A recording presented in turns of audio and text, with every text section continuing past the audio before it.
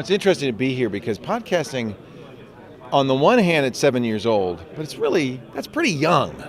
I was just over here talking to Brian Ibbotson, who does the Coverville podcast. He's at his 1,000th show. He's been doing it almost since the very beginning. And I love coming to these events to run into people and see. In the earliest days of podcasting, I think it was very trivial. It was, cover songs. It wasn't, I don't think it was yet citizen journalism. And I wonder how far we've come along that way. There's Democracy Now!, but that was always a radio show first and then a podcast. I would love to see more of that. I mean, there's a real opportunity. I think one of the things that's missing is that there aren't any or as many young people learning radio skills anymore, right? So a lot of what citizen journalism is now is I report on CNN, people taking pictures with their cell phones or videos with their cell phones. I would love to see people. The one shining example I can think of is my friend Dan Patterson, who used to work, he's a radio guy, and he used to work for radio and decided he wanted to cover Occupy Wall Street. Did it at first using Storify, using pictures, but also using audio. Eventually, I think, lost his job at a major radio network and ended up continuing to do it on his own.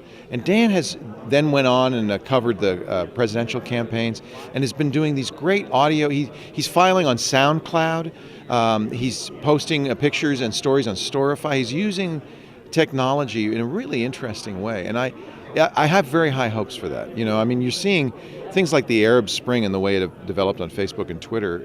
It's clear that the internet is a real tool for revolution, and I hope that it becomes a tool for real journalism as well.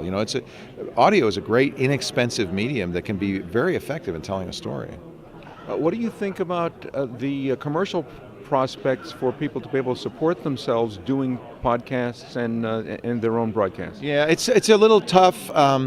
It's kind of, I think people need to understand that it's a long shot in the same way that if you say, I want to be a movie star or I want to be a platinum selling recording artist is a great thing to aspire to. I want to play for the NBA, but it's something only a few people are going to actually get to do.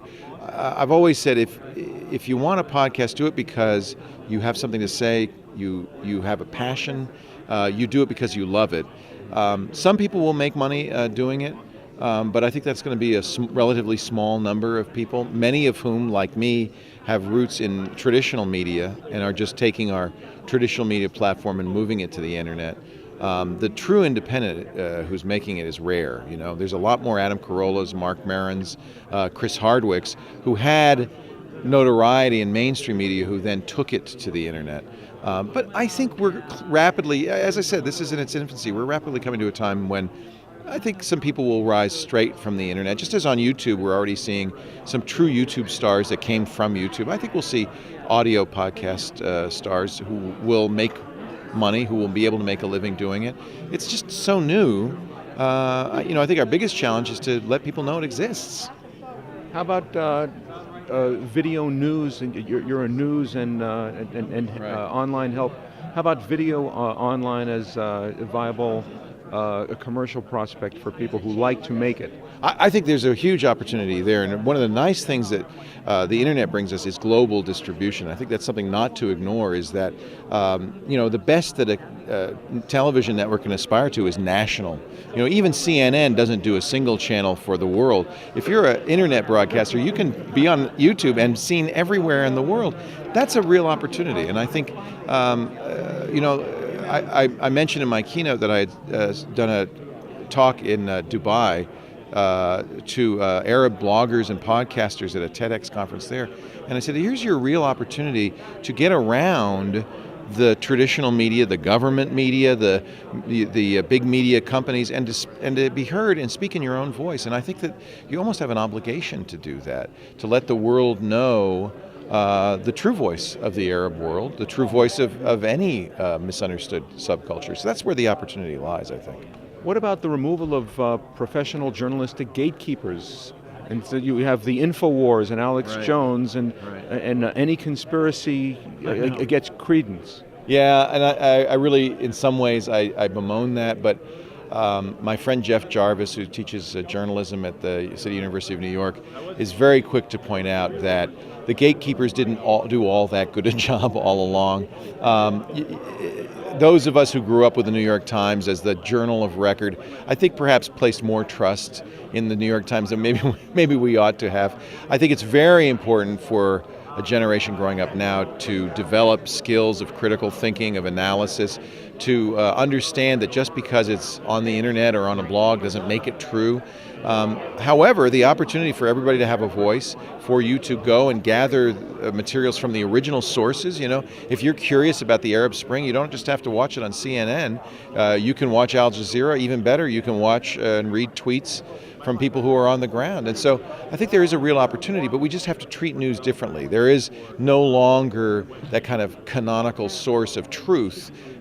I think it's a legitimate question to ask if it ever was a real source of truth, but certainly if there was, it isn't anymore. So now it's up to each and every one of us to go out. But that's, again, I prefer to see it as an opportunity. Yes, it's a challenge, but I see it as an opportunity. And I think somebody who is a journalist, a Dan Patterson, somebody who knows how to tell a story, who has a story to tell and has effective skills, this is going to be a great opportunity for them.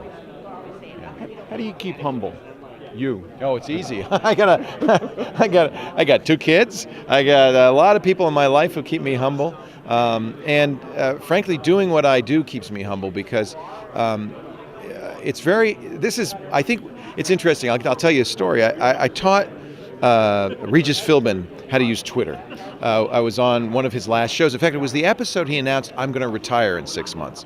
And it was interesting because I sat him down and he put out his first tweet. It was a great tweet. And I said, now we go and we can see people respond to you. And he said, what? And we went and we saw thousands. I mean, people are watching this. Thousands of tweets start coming in.